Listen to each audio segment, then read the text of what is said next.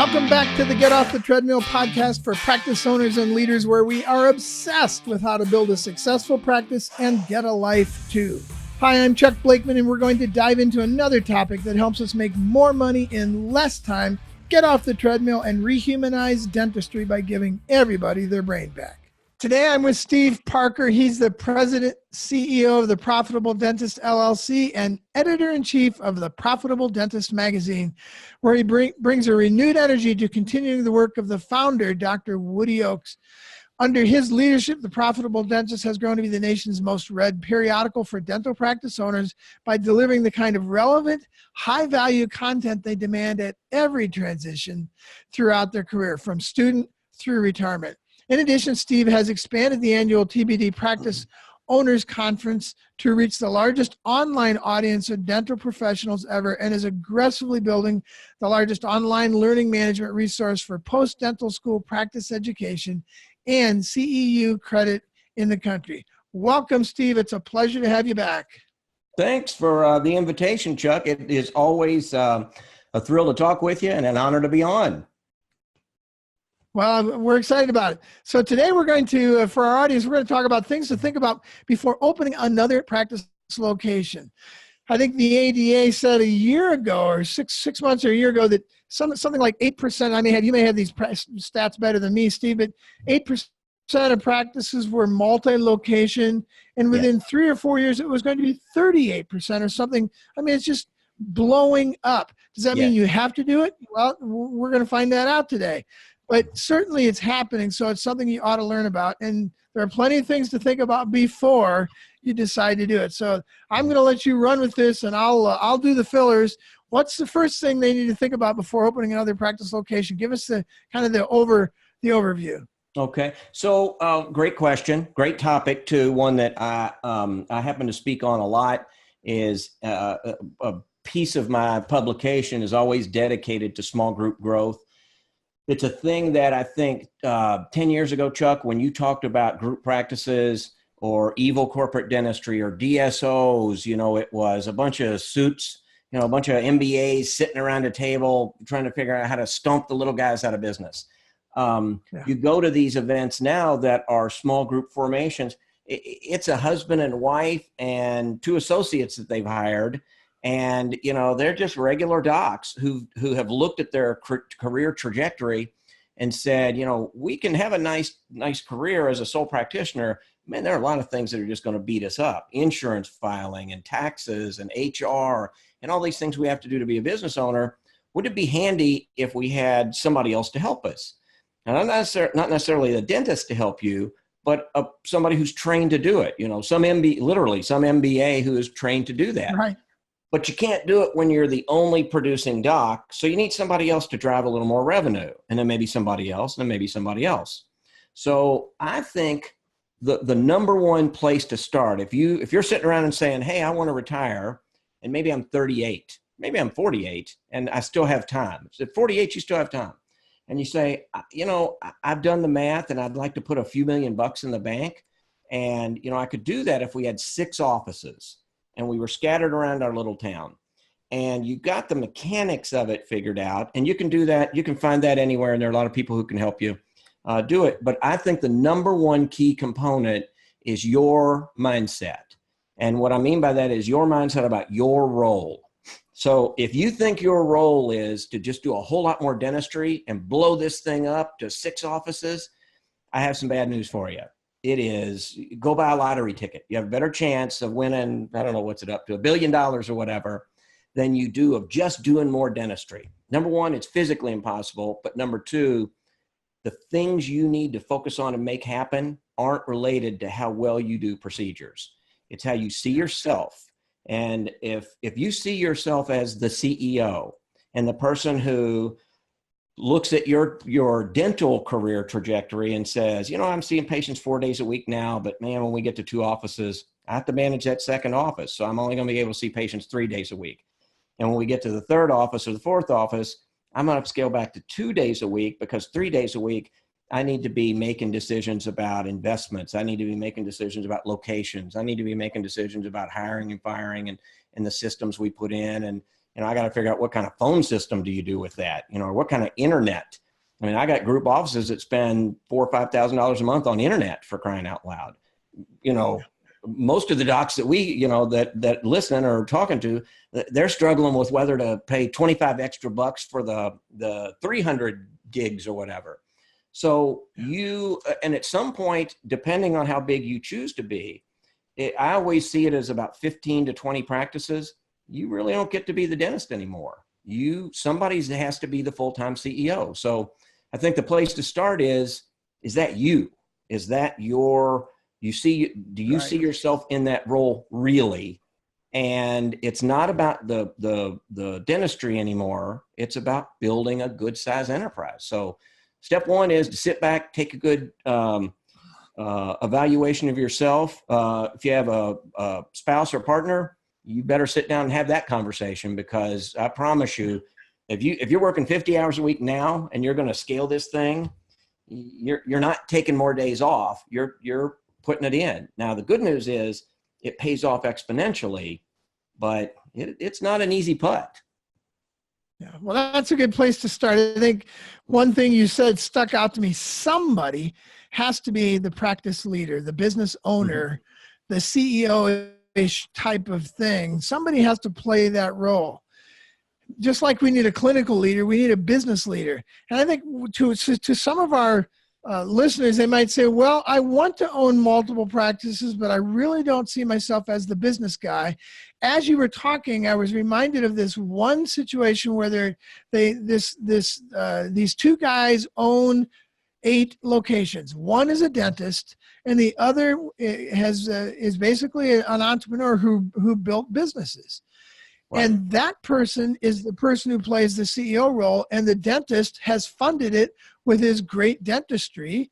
Mm-hmm. And the two of them are business owners together, and they know their roles and they stick to their roles. The dentist doesn't try and tell the business owner how to do the business side, and the business guy doesn't try and tell the dentist how to do the clinical side. And so it works well for them.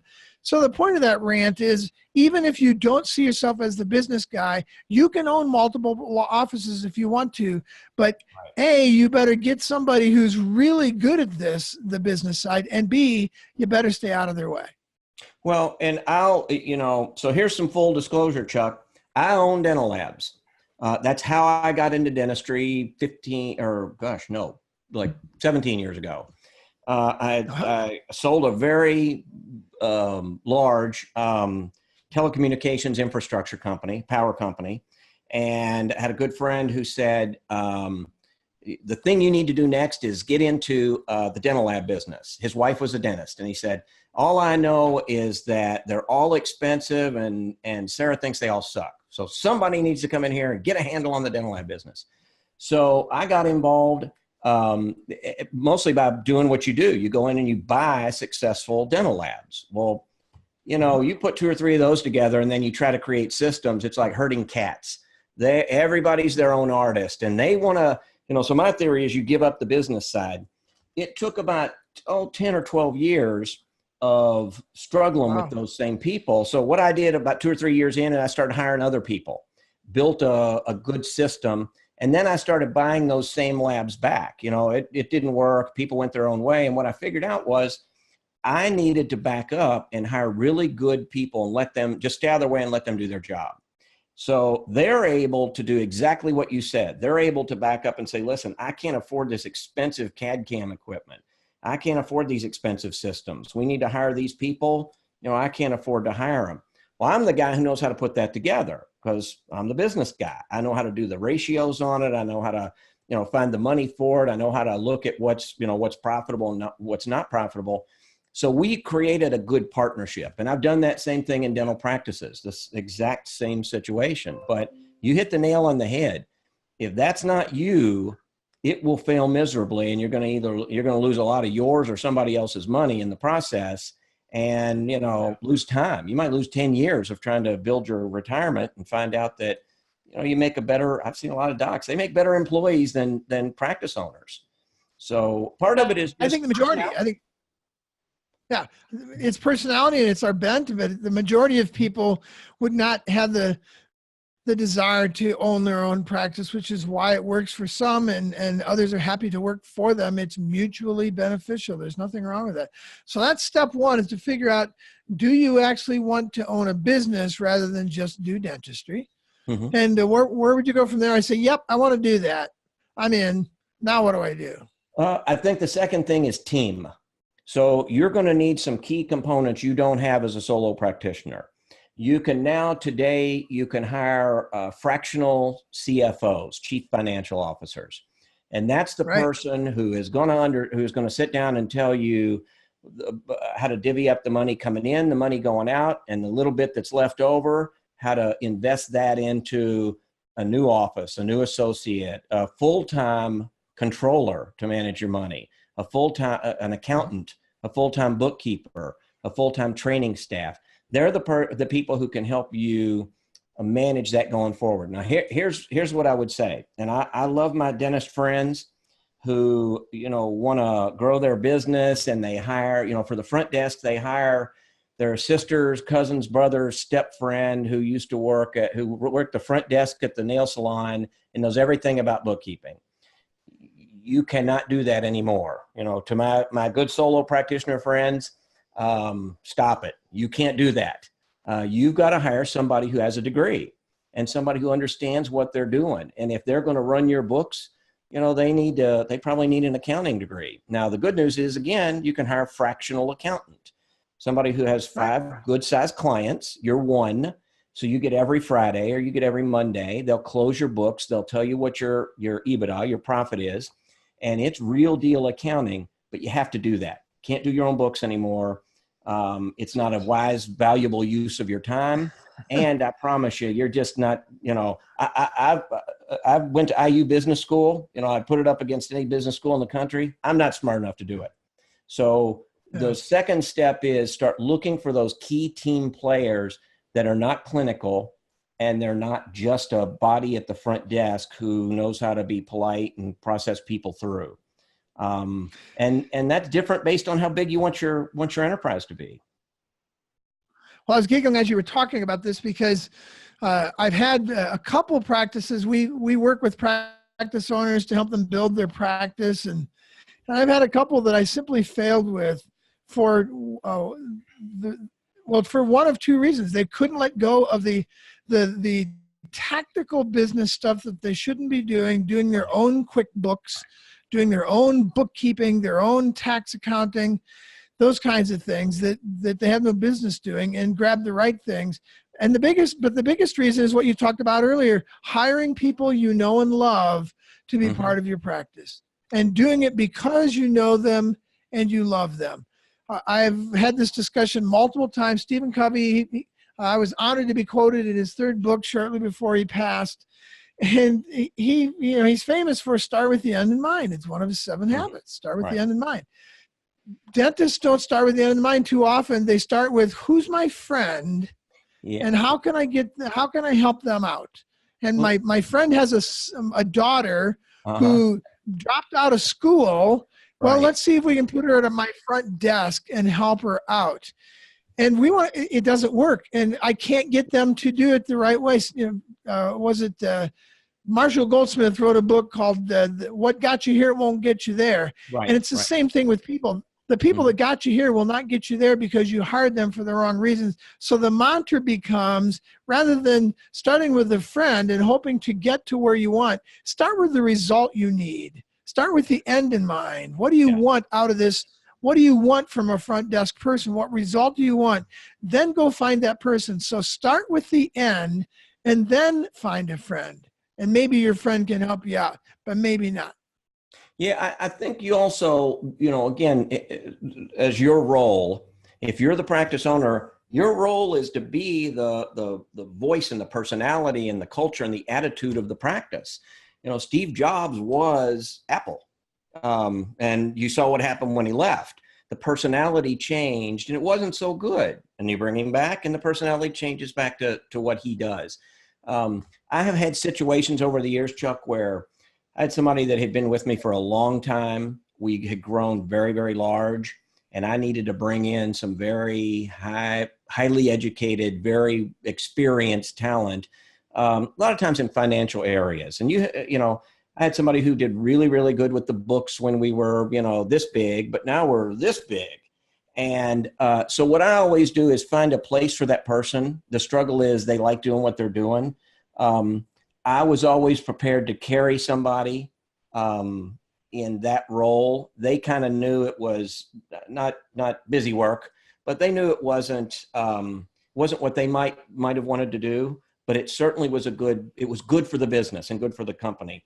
And if you have, 100, 125 employees, it's got to be good for everybody there, not just the one person in that job. So you as the CEO, you're going to have to make those decisions. And if you aren't looking out for the business first, doesn't mean you kick people to the curb. It means you just find another path for them, certainly within the organization. And I've always been pretty fortunate at finding people who want to bring value and want to be there, but the job has sort of outgrown them. It's to find a new role for them, a new place for them. A lot of times it's it's almost like not a spokesperson, but they've been there so long, they're very good at articulating the type of company we are, how we take care of people. And suddenly it's a better deal for them anyway. They didn't want to have to go back to school. They want to learn more accounting or finance or whatever. And, it's just worked out well. So my point to that is you've got to be the person as the owner and the one who's scaling this thing to realize that the person who ran your practice really great literally is probably not a very, very high probability, not the person who can do this times 3 practices, times 4 offices, times 6 associates as you keep growing out. They're just, they're not they won't grow with you the same way they went from being a good office manager in an office supply store to the front desk in your office. It's not the same transition. So step 1 is make sure you actually want to be a business owner. Mm-hmm. I always say 30% of dentistry is clinical and 70% is business. Yes. That's anecdotal, but I think I'm in the ballpark. I think as a practice owner, whether you actually. Yeah. And I think if you're a practice owner, you have to decide you want to take on that 70% or again, buy somebody who will take it on. But I'm going to be a practice owner. That's step 1. And then to get the right team around you and to stop doing the things that are not your highest and best. And accounting, QuickBooks, there's so many things that we do because we're afraid to let go, or we just assume we're better, or I can save 50 cents. There's all kinds of bad reasons we do all these things. Get these things off your plate and find the right people to help you get them done. What's step 3? Step 3, I would say, is systems. You have suddenly got to start to understand that what you did in your practice, even though it was awesome and you were the best at it, and it was magical almost, does not work for the same office that you own across town with a different set of people. So what you have to figure out is that you're the decision maker. So here's an interesting sort of paradigm that I would walk into in practices. I would say, what's your protocol on, hygiene? And the doc would say, well, when Jane's doing hygiene, we do this. And when Mary's doing hygiene, we do that. Right. Say, why? Well, it's because Jane worked for Dr. such and such down the street here. And when he retired, she came to work for me. So she likes to do it this way. And Mary likes to do it that way because, I trained her right out of school.